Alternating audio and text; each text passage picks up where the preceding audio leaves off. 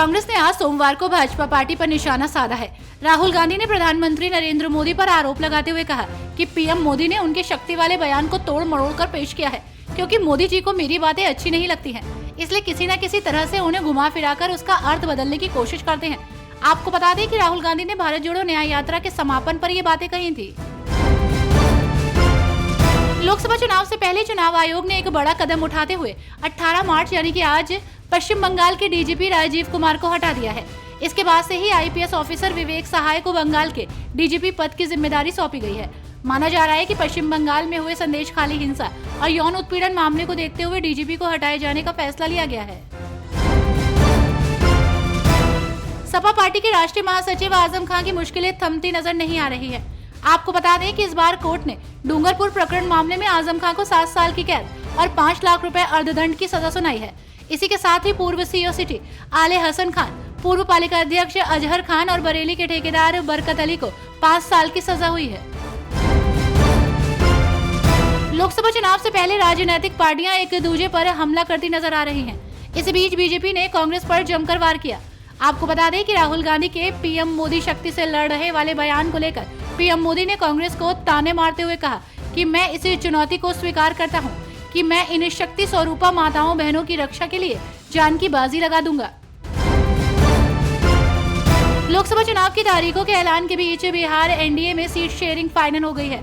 जहां बीजेपी 17 लोकसभा सीटों पर चुनाव लड़ेगी, तो वहीं नीतीश कुमार की जेडीयू को 16 सीटें मिली हैं। वहीं चिराग पासवान की लोक जनशक्ति पार्टी के खाते में 5 सीटें आई हैं। इसी के साथ उपेंद्र कुशवाहा और मांझी की पार्टी को एक सीट मिली है। इससे पहले ये चर्चा थी कि चाचा पशुपति पारस को भी 1 सीट मिल सकती है।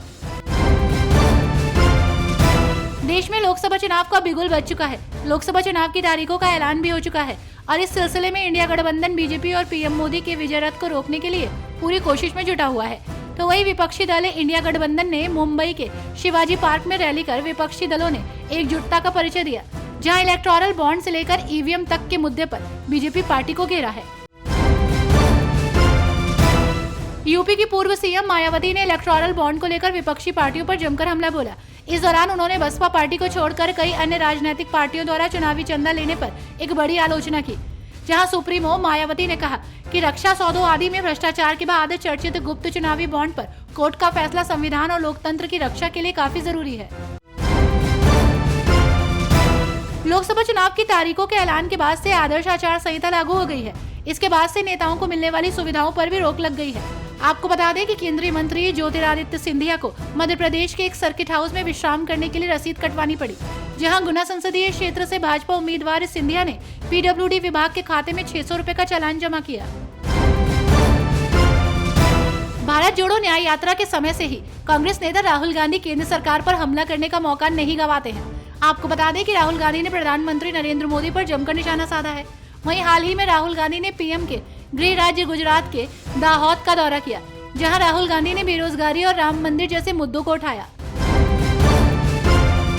राहुल गांधी के साथ अन्य कांग्रेसी नेताओं ने भी कई मुद्दों को लेकर भाजपा पर वार किया।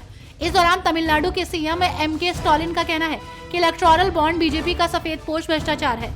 ये इलेक्टोरल बॉन्ड बीजेपी के भ्रष्टाचार को साफ जाहिर करता है, जिससे एक बात तो साफ है कि इलेक्टोरल बॉन्ड को 2024 के चुनाव में विपक्ष एक बड़े सियासी हथियार के तौर पर इस्तेमाल करेगा।